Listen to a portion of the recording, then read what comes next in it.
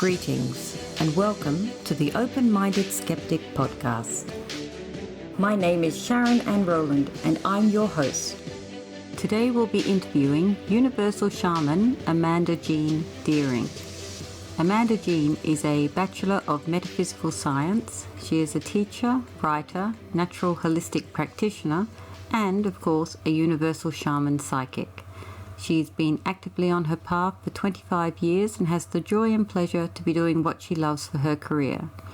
She is a traditional naturopath, master herbalist, master counsellor, remedial massage practitioner, external sport injury practitioner, as well as a practitioner of reflexology, cupping, acupressure, and ear candling.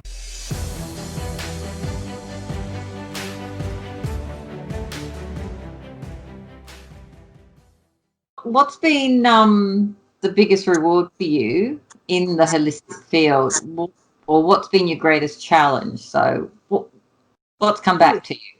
I'd have to say one of my, not necessarily greatest, but I'm going to say my most humbling or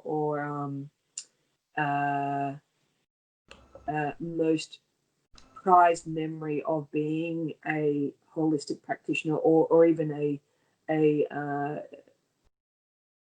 more so the universal shaman aspect, was the ability to help a beautiful, treasured lady pass on. You know what I mean? It was a very as a practitioner, a shaman, as a person that helps people on their rites of passage. I had the lovely pleasure of working with a family and working with one of their elders to pass on, and to make that journey so much more peaceful and user friendly, and while yes, still hard and emotional for the family, also one of celebration and honoring of that beautiful soul. So that is probably one of my highlights of my journey, because it's not something that, one, you go out looking for, and two, it's not one that you sort of have the opportunity to do openly with the family there, and but then also observing and playing a role in the releasing of that soul from its mortal confines to then traversing the Rainbow Bridge. I mean, it's so for me that is probably one of my most treasured moments, even though it's not an easy moment to be in, because the it's still highly emotional, even for as a practitioner. But it was the most honourable one that I've had, because of being able to support not only the family but the beautiful traversing soul as well. So it's sort of like a double edge. It's it's probably a challenging one as much as a double-edged sword. You get both sides. Yeah. So so that is and again, it's not a it's not a how would you say, it's not a request that you get given often, yet it's probably the most honored one that you could have, which is helping someone go from A to B, especially with that. I guess because we fear death so much, you know what I mean? It's from a shamanistic point of view, I don't fear death. I don't. I've come to grips of that is part of a massive transformation. But as humans, we seem to struggle with the idea of death. So for me, that being able to help the family work through that in that moment, as much as helping that soul work through that incredibly scary and, I guess, part where they fear it the most, letting go, was probably one of my most, and is one of my most prized memories of uh, what I get to do. You know what I mean? So Because health has always been seen as kind of an empathic, obviously, industry, and it attracts a lot more females usually. You get a lot of nurses.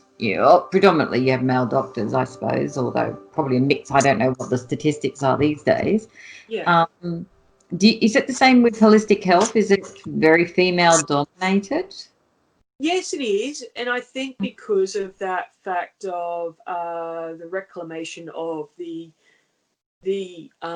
nurturing side of society, women are suddenly. I mean, traditionally, women were the healers. They were the elders. They were the storytellers. They were the glue. Yeah, they were.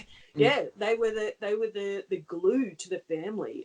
You look at a lot of Indigenous culture, and it's not grandfather that is the wise one. It's grandmother. Yeah. And so you look at a lot of that belief, and suddenly that's coming back into civilization or Western civilization to be and is being reborn or rehashed or resurfacing. So yes, there is some amazing male healers out there, and that's the thing. There is some amazing men doing some amazing work with connecting back to the unification of the masculine and feminine, and they're doing some amazing work. But at the moment, it does seem to be more predominantly feminine in its approach. I think for that fact that we have entered into more of a feminine energy consciously. But I do believe that yes, we are in. There is going to be a lot more uh, of a balancing between the male and female, as once the males lose the fear of loss of power, but then also the females lose the fear of domination.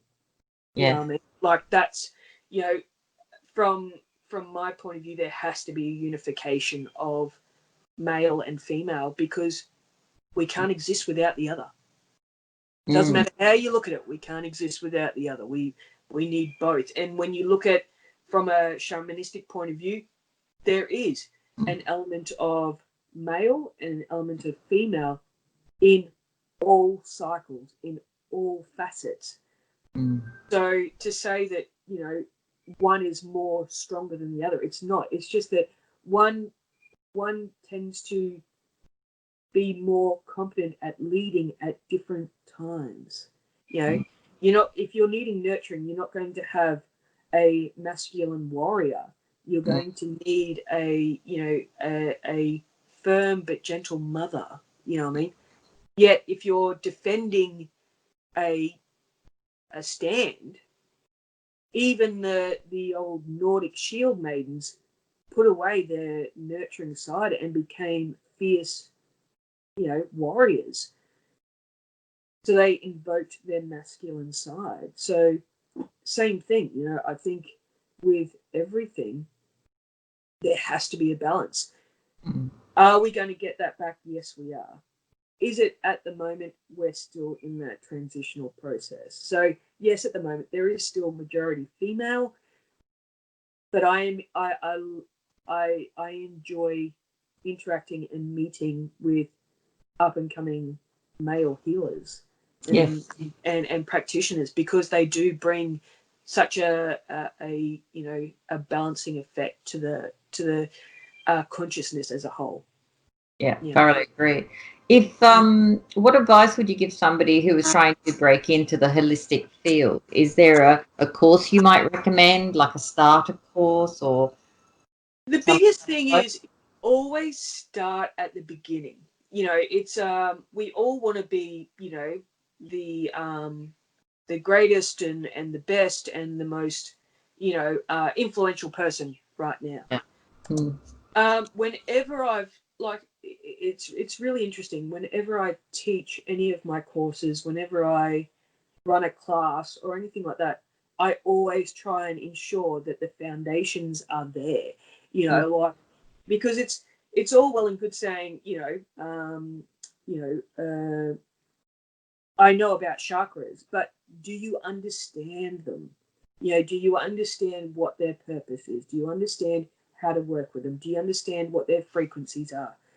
It's not just the case of, well, I know that base chakra is red. You know what I mean? It's you've got to have I think fundamentals or foundations of study is important.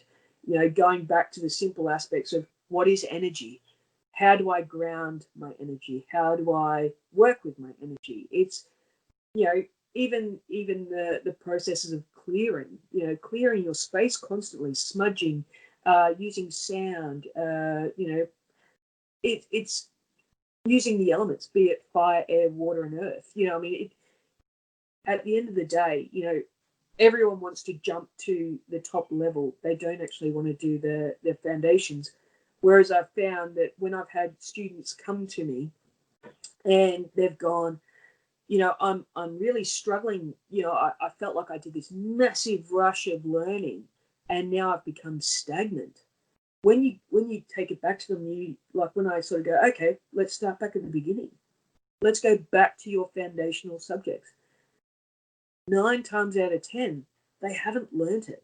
They haven't implemented it as part of their studies, as part of their daily workings, as part of their daily or their own foundational self, which then means that they really struggle at then being able to build on something because they've got no basis to what they're learning or what they're trying to achieve.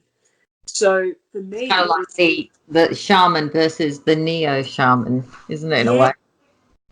yeah, and this is a big one, especially where the word shaman gets thrown out so easily and Tell me so that. like, I'm an urban shaman, or I'm an such and such a shaman, and it's and then when you say, okay, so have you been through this before, and it might be have you been through have you created ceremony? No. Oh, okay. Do you regularly commune on in the spirit world? No. Okay, so I mean, and I understand that everyone does things differently, but there's such a, unfortunately, like with most things, it gets created as a fad, Yeah. and I mean, it then becomes really scary because these people are offering or Yes. saying this is what they are, but they actually have no understanding of exactly what that entails. It's so yeah, and it does, and it's that neo shaman versus an authentic, someone that's been through the trials and tribulations, and and that's where I say to people, you can't become shaman overnight. You can't just go and do a diploma of shamanic studies and then say, oh yes, I'm a shaman today, because it's so much more than that. And if it's a proper, if it's a say for example, and a knowledge based course, one of the first things they should tell you is this course will not make you a shaman in any way, shape, or form. This is only giving you some background knowledge of being a shaman. You need to find your own path. And I mean, like I said, it took me, a good 15 odd years to even get, to even sort of be comfortable with the idea of okay, I think I might be almost ready to use the word shaman. You know what I mean? It's and it was only That's probably exactly what you mean. yeah, I've interviewed too many neos over the years, and uh, I my background is my grandmother was Maltese, Yeah. and my grandfather was a British naval officer, and Yeah. he was posted to Malta during World War II, and they married, and he brought her back to London to live. Yeah. And what he didn't realise at the time was she was actually a witch, and Yeah. she used to her family used to create all the potions for the village in Malta. Yeah. So basically, and so in London, she'd set up this shop, and she'd have a cauldron, but she had pretty much something that looked like a cauldron. And I'd come. She used to babysit me most nights, before while my parents worked and that, and I'd be sitting in the kitchen while she did this potion stuff, and all the people who lived near her, they used to avoid the doctor and come to her instead, and Yeah. she creating, and she'd be diagnosing at the kitchen table. It was just bizarre stuff, and it wasn't until later in life I realized, that this is how shamans and people like her, it was a community acceptance is one of the things. The community must accept you to become something that isn't just neo, but is the Yeah. community must look to you for some type of wisdom or guidance or something. And also it's passed down to you from a Mm. mentor or from family, or Exactly. and I think a lot of shamans, the people that claim to be shaman, don't understand that it is a community accepted role. And as you said before, it doesn't have to be passed down through family, but you must have some type of mentor to pass that knowledge to you in some Yeah. way, Yeah. and I think it's they miss it. They miss the core thing which makes a person an original, or Yeah. that birthright in a way. Yeah, exactly. And that's the thing. And I think the hardest, I think what makes it so thing now, like so pertinent now, is the fact that people are like, oh, but I want a name, I want a label, I want to blah. And I know for me that's one reason I've struggled so long to actually put a label on Yeah. myself of being a shaman, because one, it does convey for some people a real Reverence. Yeah. fear. Yeah, yeah, real fear. And then other times it's more the case where they're so enthralled by it that they're just caught up in the fact that, oh my god, you're a shaman. And it's like, I'm human. Yeah. Yeah. Don't levitate that I know of yet. Leave it with me. So it is Yeah. that thing of, it can be such a way of either bringing people together or scaring them off. But people want that label. They want that mysticism. They want that, I am something super special. The only problem is it's a lifestyle. It's not, Yeah. I mean, a lot of people are, they say to me, like, oh, it must be so exciting being a shaman. And it's like, no, it's kind of normal. I'm bored. Uh, I live in a house. I still go, I still have a place that I go to work every day. And yes, I get to do what I do in that place of work, but I'm nothing. It's nothing like, you know, out of a, I think the worst thing is they expect me to be walking around in a grass skirt half the time, and things like that. Whereas, yes, okay, I do regular ritual and ceremony, and I still work very highly with herbs and, making concoctions and all that sort of stuff.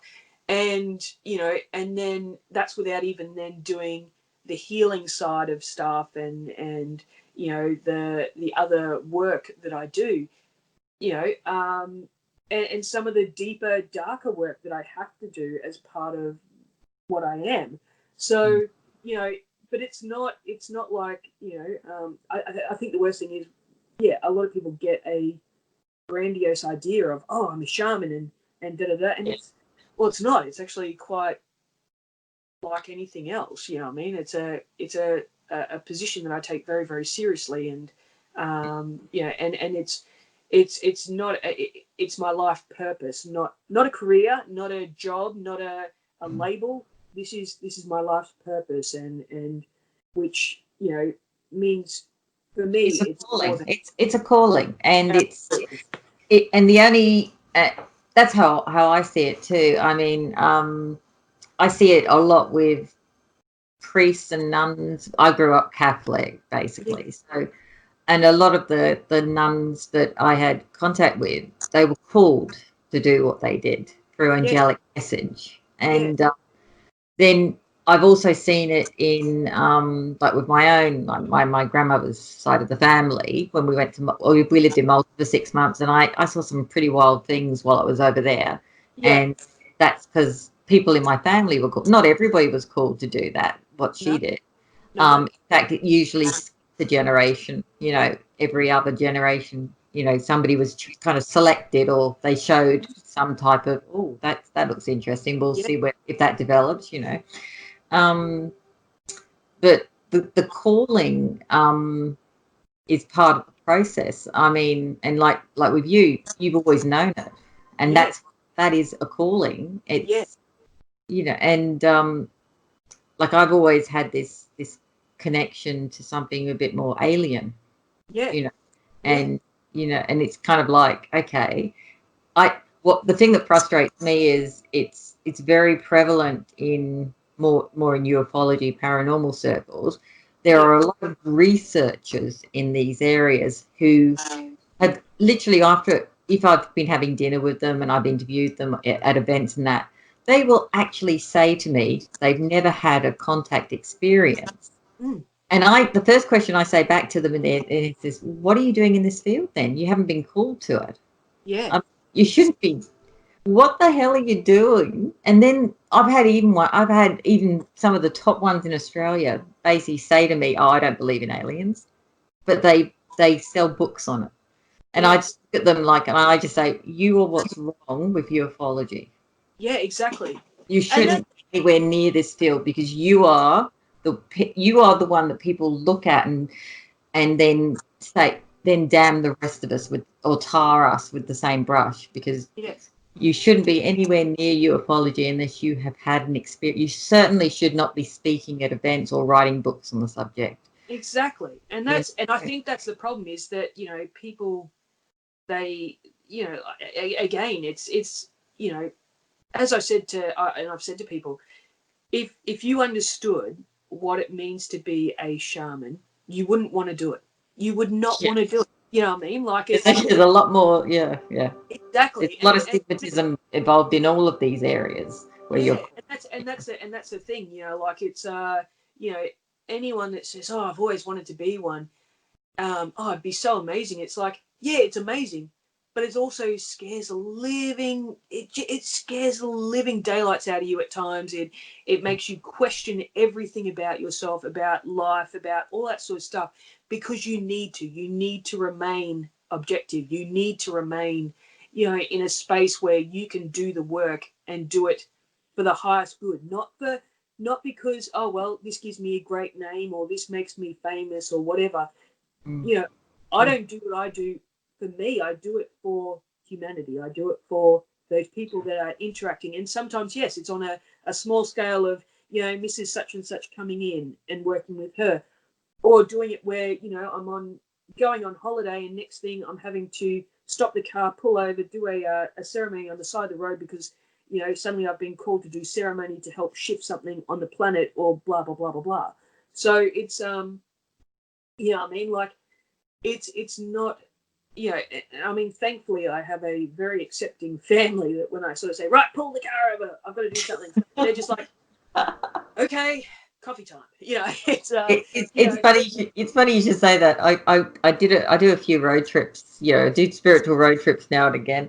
And the very first one I did, I had a lady who used to make drums and uh, dream catchers and things like that. And Oh my God, seriously, every time we went past anything that had been hit by a car, she had to get out. And honestly, I don't know how many times we stopped on this road trip. It was about 3 or 4 times. Yeah, a day, Yeah. basically, for her to go and have a look at the roadkill to see if she could sell. Oh, God, I'll never forget that. I remember thinking, I whatever you do, don't go don't go with a shaman basically on a road trip because you'll add 2 days to the trip because they'll be scavenging Yeah, feathers exactly. or Yeah, and claws that's and God. the thing is too, like it's like people people are like uh oh well, like um yeah, it is that thing of like they go, oh, where do you get your feathers from? And I'm like, well, They just exactly come. that.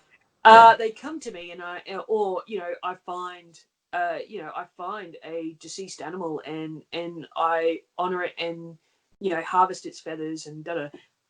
What you ew? And I'm like, Yeah. well, Yeah. Yeah, I where know. did you expect Like, to where do get you your think they feathers come from? from? Yeah. Yeah. Yeah, I don't see them selling eagle feathers at Yeah. Spotlight. Like, and also it's so I mean I sort of giggled because it's like and even then like it's like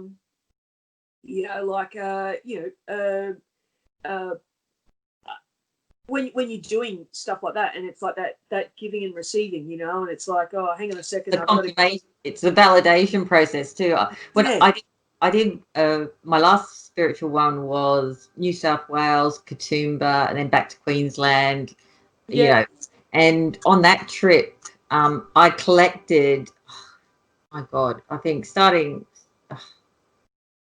I had like 10 white feathers by the end of the trip. It was only a wow, 19-dayer, but yeah, basically, that's how I used to communicate because I didn't want to find anything dead and do anything to it because I'm not into that sort of thing. So I would actually just say before the trip, I'd say, look, don't throw dead stuff at me. Just leave a feather if I'm on the right path.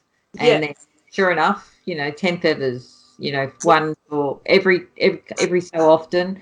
I'd be looking. I find feather would actually blow at me, or it would be on my path as I was walking. yeah, So yeah. I just set some rules on mine. I don't do any dead cadaver stuff.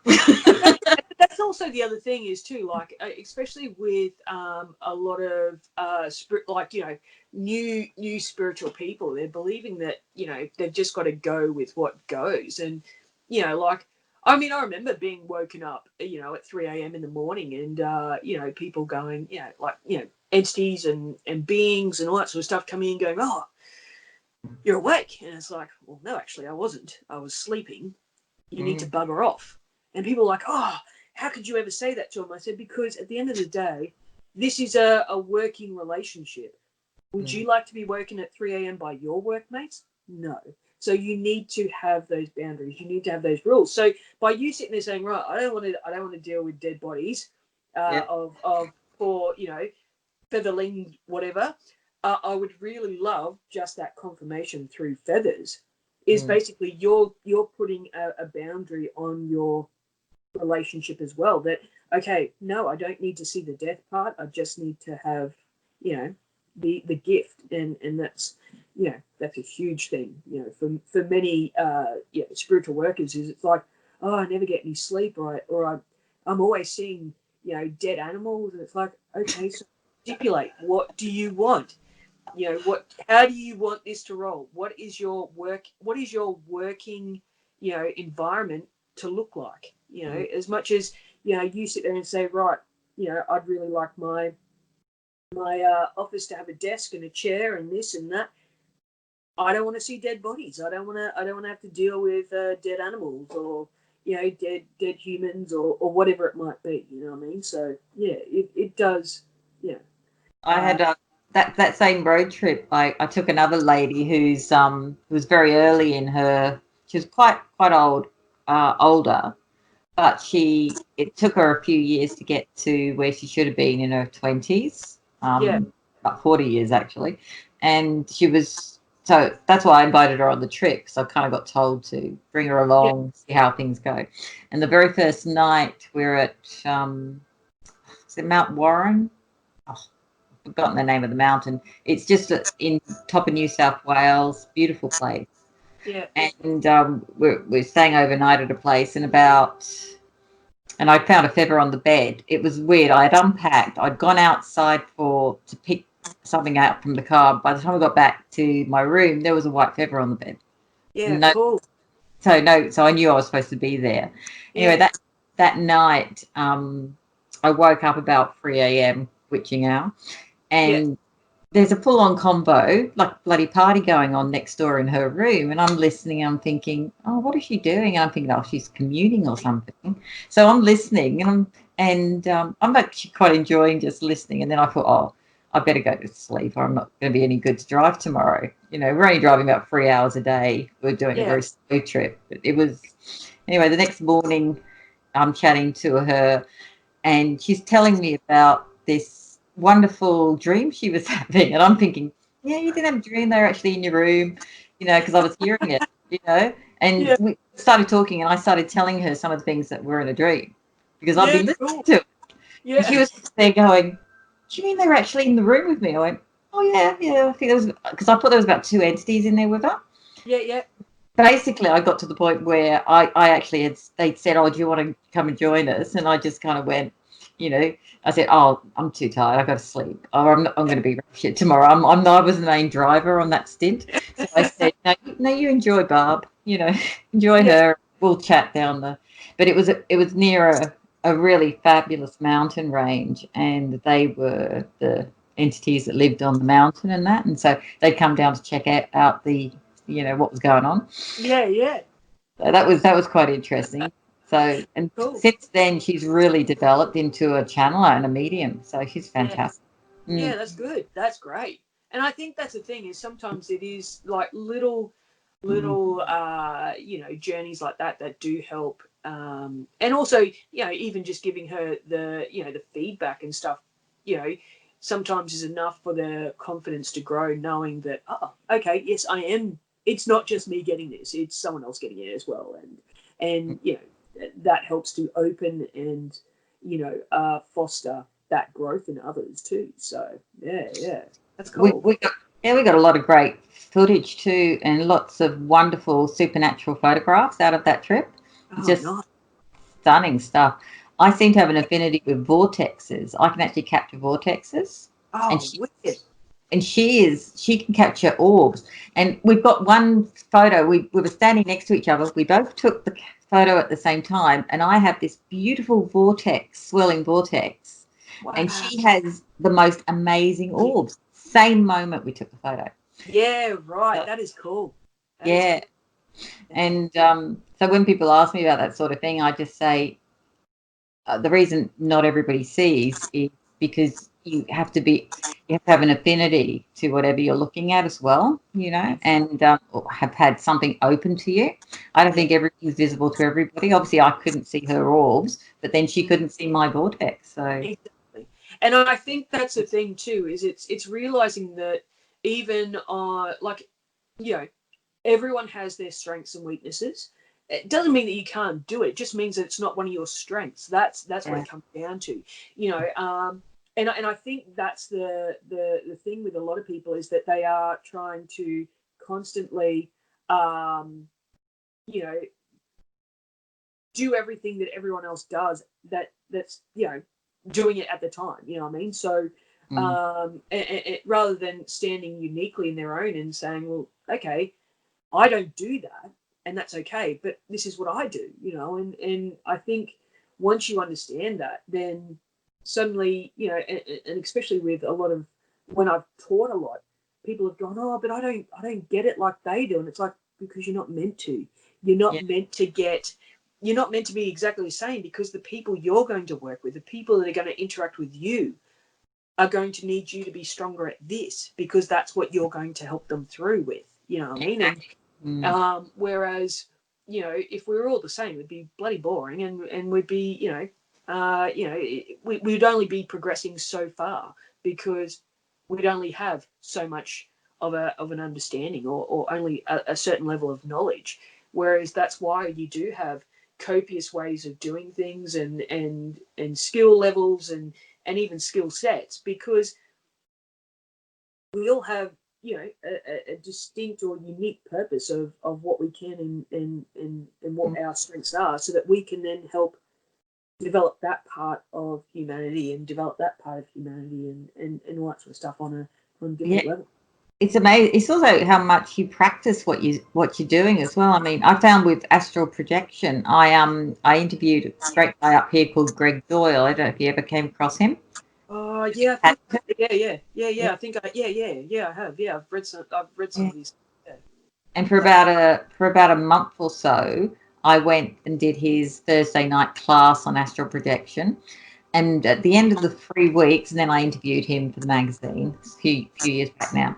And after doing a progression of 3 or 4 nights, I had the most tactile. It's actually quite sexual. Yeah. Normally is, yeah. Yeah. And I was right out there, and it was just like, oh my God, this is phenomenal. But you know what? I've never got back there because I stopped I did stop going to the classes. You know, I kind of had done it just for the magazine to learn about it. Yeah. And it's something that, you know, I've always thought, well, I probably should have, you know, done a bit more maintenance on that, or kept it going. But it's like there's so much going on. There's so much to, you know, so it's also, I think, not only do you have an affinity, but it's also what you're drawn to. Exactly. You know?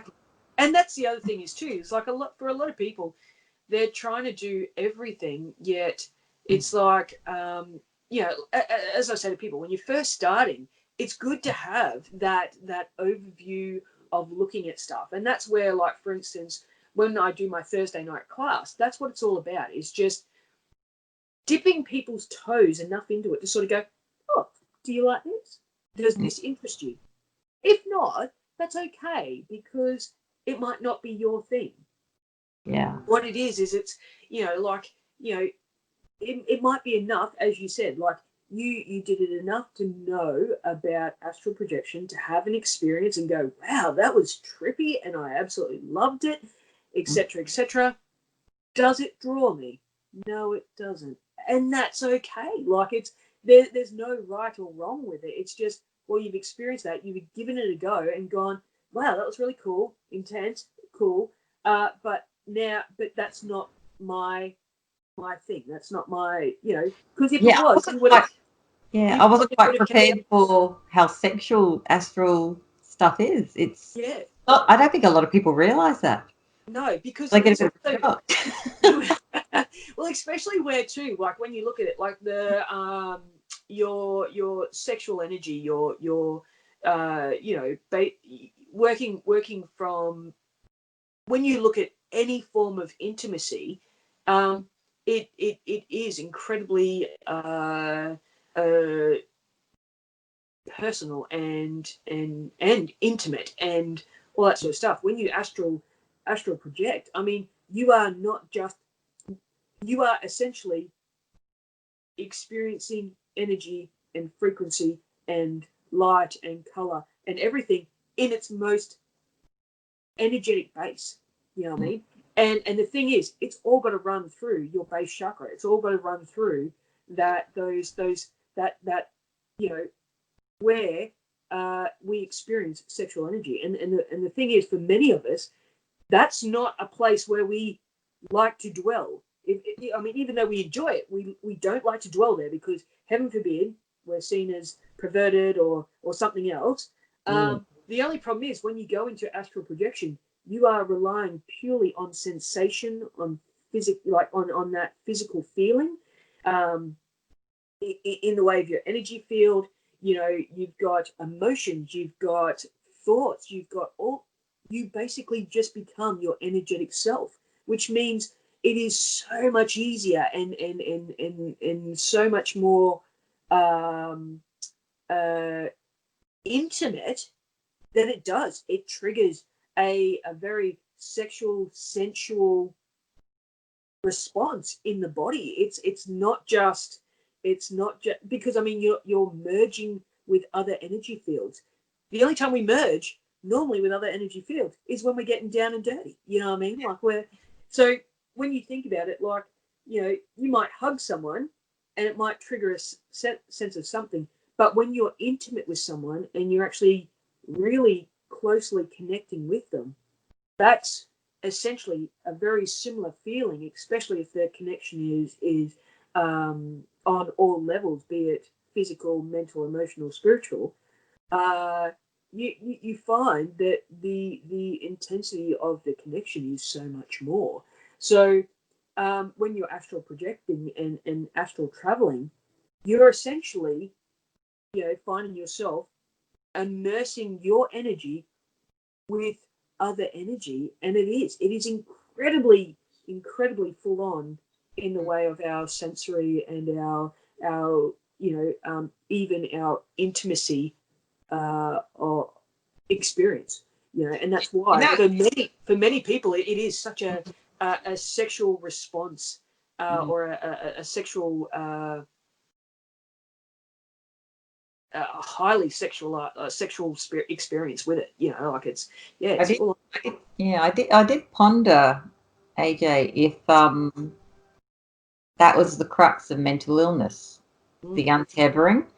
And because going through that whole process, I had the silver tether kind of thread linking me back to my physical body. Yeah. And it made it kind of, when I was out there and I was kind of philosophizing, as you do. Yeah. Before you have sex.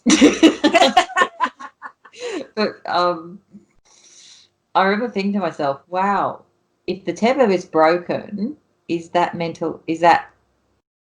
why mental illness develops? Because so, especially from a shamanic point of view, we do look at mental illness not as an illness of the mind, but an illness of the spirit. So, or a dysfunction in the spirit. So, and so it's when dealing with, say for instance, say for instance schizophrenia, it's not necessarily the person is. Because I mean, when you talk to someone that's got schizophrenia, I mean, the thought, the voices are not nice. It's not like, oh, I'm young Mary May and I'm coming in, blah blah blah. Oh, did you know you look so beautiful today? It's not that. It's horrible. It's mean. It's nasty. It tells them all these, many a times tells them all these terrible things. Yes, occasionally you do get some that have a nice voice come in. But if we look at that from a shamanic point of view, you're looking at someone that is essentially like a radio. They are constantly picking up on other people, on other entity thought process, on other entity feelings, on other entity. And when you and that's why they know that it's not their voice. They know it's that it's not a mind voice, because the voice has a totally different energy behind it. So when, from a shamanic point of view, when we're working with mental illness, or what society considers a mental illness, we're actually looking at, for instance, yes, dislocation of the soul tether, dislocation of dislocation of the soul itself, depending on, like, it's not just the they might be the soul might be out there, and it's almost like they're still tethered, but they're not quite back in the body. They're separate from their being. Then you've got the dislocation of the actual tether, where it can be a lost soul as such, and that's where you have essentially something like a possession or something like that, because you've got to do a soul retrieval or something like that. You then I mean, you're looking at it from a point of view that this is a car in which we're driving. Our body is a car. The driver's gotten out and the car's still in drive. And it's still going, it's still doing. Picking up hitchhikers. Picking up hitchhikers. And that's the thing. So when so from a shamanic point of view, we look at mental illness as more of a something happening with the soul, rather than something happening just with the mind. The thing is, it projects through the mind, because it is connected to these upper chakras. It is connected to, our governing vessel, which is our brain, the one that connects us to spirit and also into our physical world. So, yeah. So when you're working from that point of view, and exactly that, it is, like, there's been many of a thought put out there that if we were able to teach, people to meditate. I mean, even, I know there's that thing going out. If we taught every kid to meditate, we would, we'd get rid of violence within a generation or so. It's because we are struggling with keeping this mind on a very, or keeping this mind in its vehicle sometimes. And I mean, you look at, if we can teach people to meditate, teach people to connect their soul back to themselves, suddenly you would have a lot less people feeling unsure of themselves, have a lot less people, feeling lost within themselves even, and for a lot of mental illness, you'd actually be like, there's, I read somewhere about how they're doing with a lot of mental hospitals and stuff like that, rehab centers, this meditational thing of bringing them back and putting them back into themselves, bringing their awareness from out here into here, that then suddenly they're finding that their symptoms of mental illness are actually ceasing to exist or minimizing, because they are actually being settled back into themselves. They're actually, rather than being, little portal jumpers and jumping all over the universe, they're now coming back in here. That's what I'm thinking. Yeah, that's exactly kind of as I was kind of visualizing it as a car. So So just for our listeners and readers, do you have a few quick tips on basic things we can all do to start living a more holistic life today? Yeah. What would you recommend? It can be in like menial stuff. Mm-hmm. Yeah, well, and that's the thing. Like for many people, there is this massive perception that, in order to be spiritual, I've got to give up all my worldly possessions, and I've got to become, the epiphany of an angel, and blah blah blah blah blah blah. And in actual fact, that's not the case. There are there's a few things that you can do. So first one, I find with most people, whenever they come to see me, they're feeling ungrounded. They're feeling like they haven't got a steady footing. They're feeling like they're really struggling with, just understanding where they're at. And I tend to find that the first thing I teach them is, you know what? Chuck your shoes off, grab a cup of coffee, cup of tea, a chai, whatever it is that you're currently drinking, even if it's a glass of wine. Chuck your shoes off and just go and stand in the backyard barefoot. And ground yourself. And ground yourself out. You don't have to say anything. You don't have to do anything. You don't have to invoke any, major blah blah blah. Mm-hmm. The biggest thing is actually just putting your feet back on the earth. Mm-hmm. We have over, I think it's I was trying to numbers. I think it's like 5,000 or something different nerve endings in the feet, and it could be different. But anyway, numbers are But anyway, so when you look at it, if by you simply just standing on the earth, you standing out there where there is a biofrequency, a magnetic frequency, all that sort of stuff pulsing around you. There's life. There's light. There's air. There's earth. There's water. All that sort of stuff. You simply standing out on that ground activates and grounds that system out naturally. Mm-hmm. It connects you back to the consciousness in which you exist, so the actual, higher consciousness of humanity, but it also connects you back to your earth, which gives you solid footing. Most people, we wear shoes, we're wearing thongs, we're wearing slippers, we're wearing socks, we're wearing, we don't walk on the earth. We don't actually, how many people now do you see walking along the beach in either shoes or those weird feet sock things or the thongs, or because we're worried about, what might be on the beach, you know what I mean? Whereas, 30 years ago, I mean, none of us kids wore shoes. None of us did. We were too busy bloody running around. You get something stuck in your foot, you'd stop, you'd pull it out, and you keep going. Like, it was just that sort of a mind frame. So grounding is one of my first things that I always say to people. When was the last time you got your bare feet out on the earth? When was the last time that you actually just had a chair and you sat and you put your feet on the ground? You watch people even camping.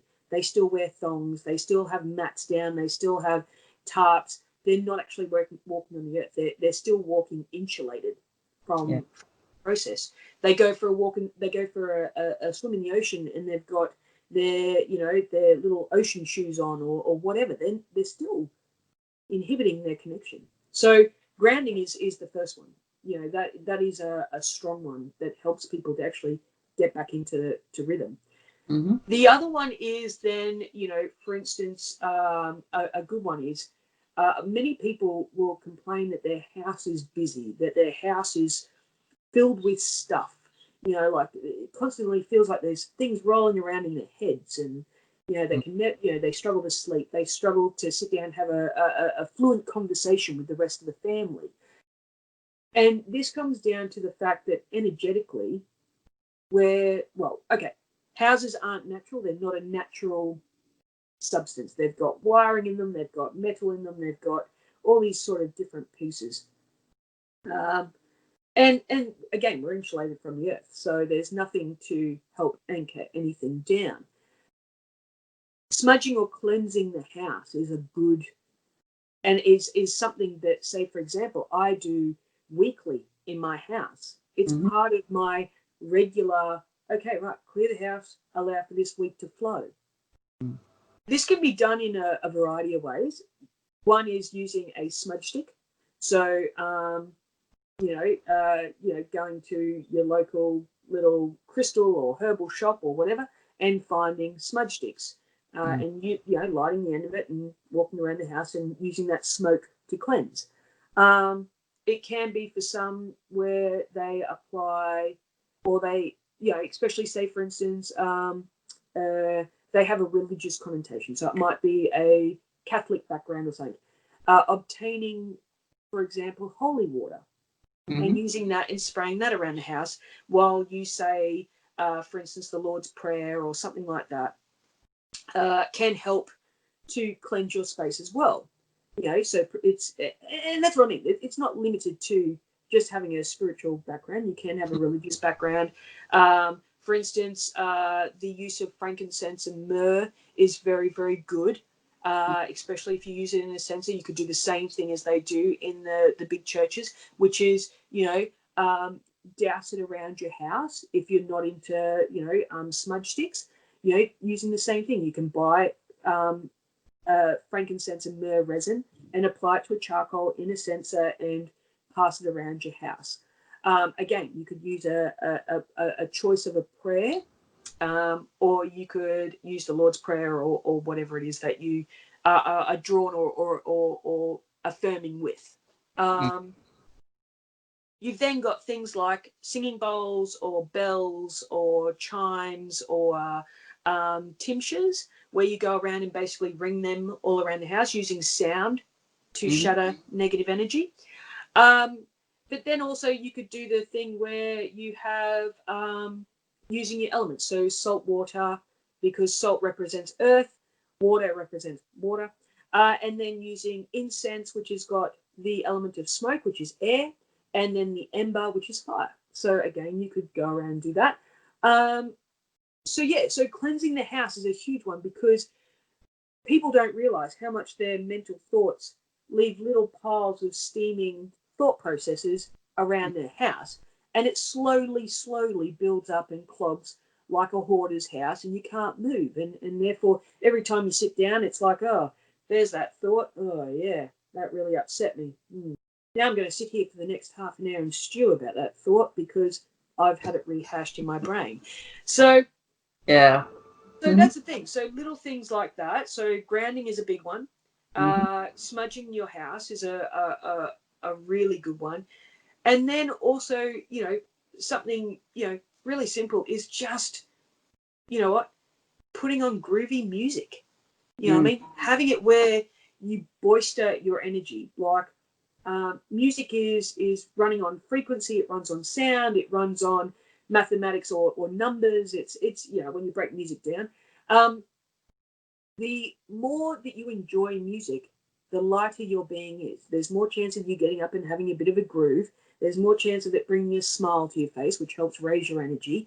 And, you know, even it does, and the funny thing is, it doesn't matter what sort of music. If you're into classical, you know, music, or if you're into heavy rock, it doesn't matter, because each of it has an amazing frequency behind it, which is enough to lift those spirits. So sometimes that is like, those are three things where I normally start with people, because it's just, there's something that they can really easily put into play without too much disruption to their normal routine. You know, people aren't going to be sitting there going, "Oh, Genghis, you know, that's a bit weird," or whatever. You know, they're just playing music, or they've got incense going, or they've got, you know, they've smudged their house with, you know, a cleansing crystal spray, or you know, utilizing essential oils to produce another shift in that house, and then also going out and grounding. They, you know, most people I know, once they realize, they go and get themselves a really nice chair, they stick it out in their yard, it's,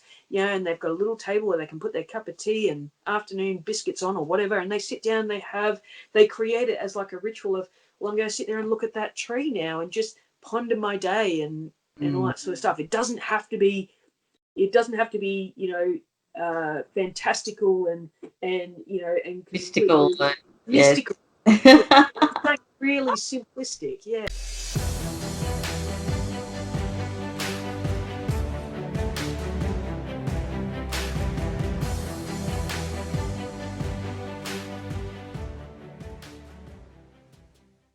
Well, that's all for our podcast.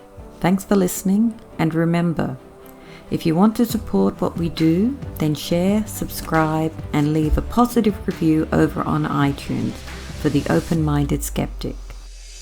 My team and I look forward to entertaining you once again in our next podcast. To check when our next podcast is, simply head over to www.tomspod.com. That's www.tomspod.com.